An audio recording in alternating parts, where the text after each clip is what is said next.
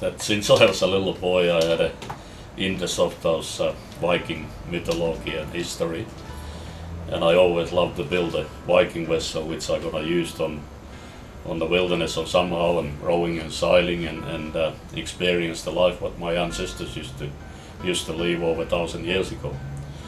The fact is, we all Scandinavians coming from those people, and whether that is a Swedish, Finnish, Icelanders or Danish, we all had that similar bloodline and DNA behind our genetic makeup. And I often wonder if that makes you a bit different, you know, that adventurous soul has to be there when you're doing a journeys like that. So that my life been like that for a long time, and I've done a lot of adventures trip in Australia when I emigrated in here. But even before that, I was already doing endurance trips and wild adventures on might be a smaller scale, but similar type of spirit was behind them what I'm doing now, and I don't think I never will be able to stop it.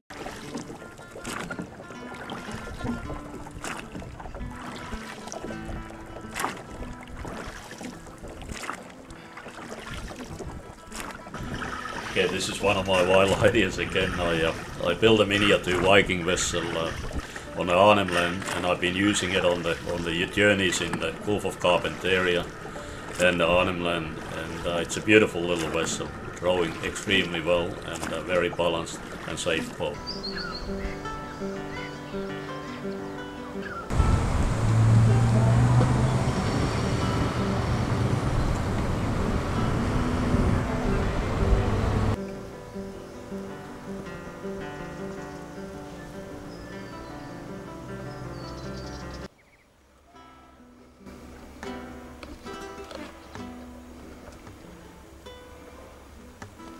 This is the jawbone of the wild pigs I was talking about earlier. It's the tusk inside. It goes all the way through here. I better get on here so I can. This tusk part of it in here. It goes right through there to continue inside of the bone. And same obviously in the other side, so the actual tusk is that long, so that, okay, if I put my hand in there, that is the actual tusk. And they razor sharp on the edges of those. Well, I've been hunting them before, and I know how ferocious they can be.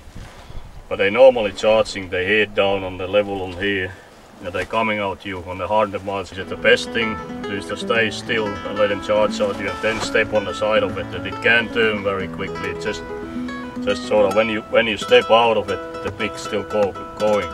If you got a lock on front of you, just when it coming charging you, just jump behind the lock and lie sideways behind it, and it goes head on over that lock.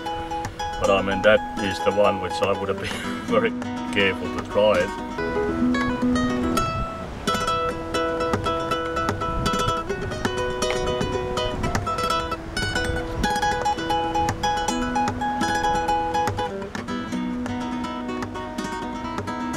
This is a beautiful piece of wood. Not only this nice piece of wood, but it's very, very light. It's very, very light. It's one of those things when you found on the beach, you know, it's been there for years and years, washed it back and forth, and sand been polishing it on the way, and I just love the trick. There's gonna be a lot of filleting and all that. And I'm thinking about sun dry part of that catch, just keep away from the boat because too many crocs around here, and I might try to put them on the side of the hill in the tree there somewhere, but I've just been worried about those eagles and stuff will get into it, but that doesn't matter, you know, they might need a feed as well.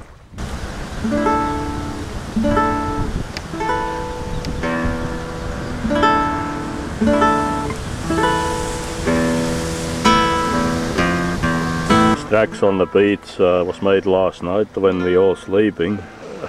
It can be a bit dangerous because what I found this morning was crocodile tracks on coming off the water, heading towards the skeleton of the fish, which I save it to use it as a bite later on, and I hang it on the tree. But I did that enough sense to keep it away from the boat because I knew there might be 6 meters around. This fellow here, it's only a small one.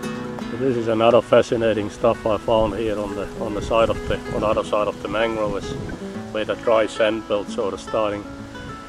I know the bird and I read about them, but that's the first time I've seen the nest. And on front of it and on the back of it, in both sides of the doorways, got a beautiful cell collection, which obviously he's been tracking some of them for a long way a distance to attract the right type of lady.